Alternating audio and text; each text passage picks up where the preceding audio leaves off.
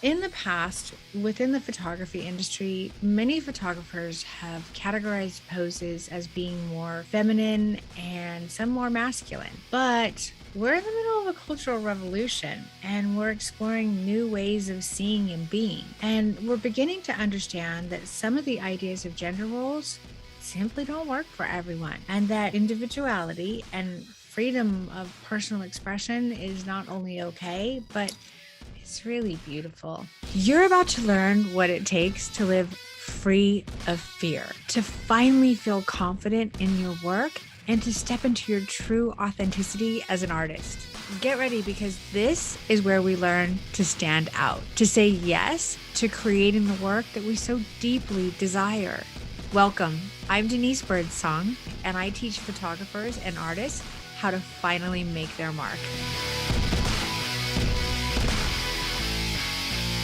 In today's episode, I want to chat about how and why photographers often use gendered language to describe emotive images. I want to dive deeper and demonstrate that body language actually spans gender. And I want to show you how this gendered language evolved and how you can bust through limiting beliefs and start creating in abundance.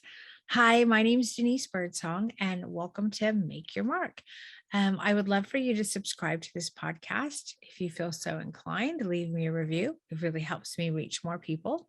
You can follow me on Instagram at Denise Birdsong Photographer, and please send me the DMs. I love hearing how you guys are doing, what you're up to, and just interacting with you. You can join my Facebook group, which is Stripped Down the Art of Emotive Photography, where I restream each week's episode and actually host a live Q&A so you guys can ask me all the questions. So with that, let's go ahead and dive right in. So in the past, within the photography industry, many photographers have categorized poses as being more feminine and some more masculine. But we're in the middle of a cultural revolution and we're exploring new ways of seeing and being.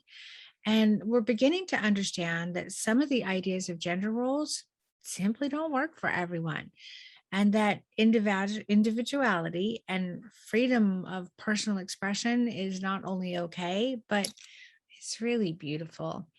So, given our place in time, I believe we should probably stop using gendered language as a crutch to describe poses or emotion in images. Instead, you can actually learn to develop effective language tools that are going to support you in your journey of creating powerful art. So, photographers have used gendered verbiage um, because of a lack of terms used to describe emotive photos within the industry. And honestly, that comes from an overall lack of photography resources that exist. There's just not a lot of them out there, but I'm here to change that. I believe that photographers have grasped onto this type of language with the intention of describing feelings in an image or a pose that evokes an emotive response in our subjects and those who view our work. And as photographers working with subjects, you actually may have struggled trying to describe something that you want to convey and you want felt in your work. It's something many of my students have told me that they have struggled with in the past. And if you've listened to this podcast, you know I talk a lot about how powerful body language is, and I can't overstate it enough. It is so important. But verbal language itself can also convey subconscious emotion. It can really add like an emphasis. It can make something feel positive or it can make something feel negative. So hang in there with me. Let's look at some examples. I want you to close your eyes, unless, of course, you're driving. And I'm going to list some words. And what I want you to do is listen to the words and then just kind of be silent and take a moment to check in with yourself and ask what those words convey to you emotionally. So Here we go. We're going to do this exercise together. Dark, cold, steel, sharp, blue, and slab.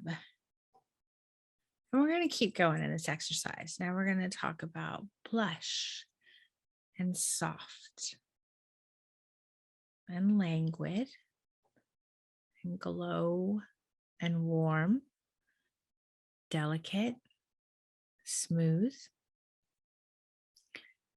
It's pretty interesting, right? The words themselves, outside of the context of a sentence, can actually move you.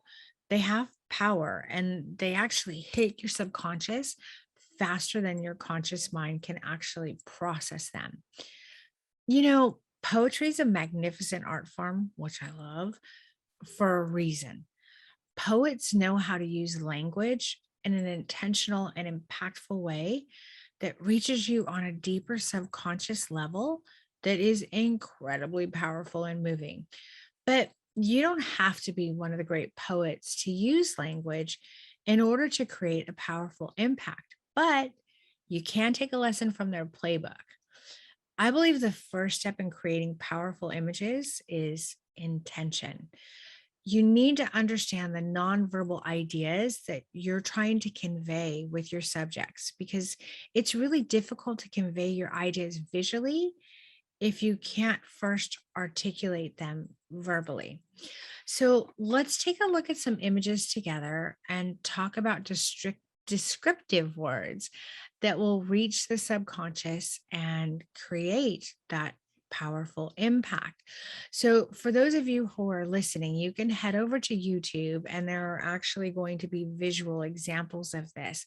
But I'm going to do my best to try and talk you through it. So, this particular photograph, this is a test shot of Margie Cato, and it was captured by Lillian Bassman, one of my favorite photographers, in New York in 1950. And in this photo, Margot's sitting with her back to the camera.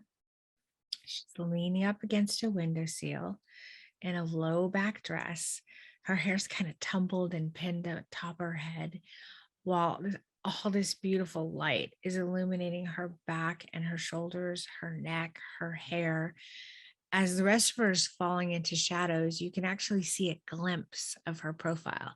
And the image is such a powerful image. It's a pretty iconic image that I'm sure most boudoir and portrait photographers have seen. If you're watching this on YouTube, you're like, oh, yeah, I've seen this. And if you're not, you should go check it out on YouTube. And in the past, many would have described this image as simply feminine, which is kind of obscure and so loosely defined that it lacks an emotive meaning. But if I change the language and use descriptor words like tender, intimate, delicate, soft, vulnerable, I'm better able to define the feeling that the image conveys in a more powerful and impactful way for you. So, yeah, if you get a chance to check out that image, let me know what you think. Next, we have a set of images by another one of my favorite photographers, Miss Ellen von Unworth. And she shot this set for S Magazine, I believe.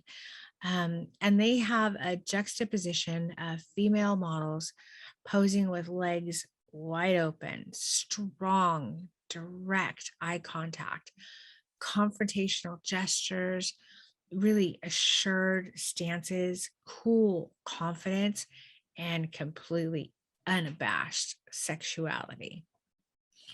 So I'm curious, did you see what I did there? I was actually using descriptors that were not simple and vague, like masculine, for example. Instead, I used descriptive words that were charged and conveyed the confidence, strength, and I dare you attitude of this set of images. And those descriptors were strong, direct, confrontational, assured, cool, confidence, and unabashed. And had I simply said masculine, my description of this set of images would have really fallen short in using verbal language to paint the picture of the incredible work that Ellen created. So go take a look at those images on YouTube and start thinking about it. And I want to challenge you this week as you see images in your feed that you might have heard being described as feminine or masculine, to look at them with a new perspective. What descriptive words could you use to convey the feelings that you get when you look at these images? I think it's going to be a fun exercise for you guys, and it'll be really eye opening and enlightening. So I hope you enjoyed this next step on your artist journey. I really do love being here with you guys. So be sure to join us every Monday when we talk about this and more, because now that we have some new descriptor words, we can use them to articulate the feelings of an image. We have a new challenge. How do we communicate that with our subject? And here we are. We've all arrived at our current place in our journey, and I'm ready to keep learning and growing. How about you? I actually want to help you create intention and confidence with posing. So I'm inviting you. I'm doing this free boot camp. I'm super excited about it. Free powerful posing boot camp. It's going to be October 26th and 29th. It's a virtual online class that will teach you about intention and this amazing pivot in your approach to posing. And we're also going to be giving away tons of prizes and having fun games, and there's going to be stuff to win. It's going to be awesome. This is going to be incredibly straightforward. No pitch. Nope, I'm not selling anything. It's an absolutely free educational opportunity because I have a mission that is driven by my passion for creation and helping you create beautiful works of art. I promise I'm going to bring you my all on this topic, and I'm going to provide you with actionable takeaways. And I'm going to blow your mind with this game changing posing pivot. So don't miss it. To join us, you can text the keyword bootcamp to the number 866-603-4337. Again, text bootcamp to 866-603-4337. Or you can head over to my website. It is www.thebirdsong.com/event training, and you can sign up there. I want to thank you for hanging out with me today. And don't forget to subscribe to the podcast. Leave me a review if you like. It really helps me reach more people. You can follow me on Instagram, and I want those DMs, send them away. You can join the Facebook group, which is Stripped Down, the Art of Emotive Photography. And again, each week I restream this week's podcast episode, and then I host a live Q&A on the episode. So I want to interact with you guys and be able to answer your questions. I don't just want to be a talking head. I want to be in there with you. So I'll see you guys soon. And until then, go create beautiful work this week. Bye, everybody. See you soon.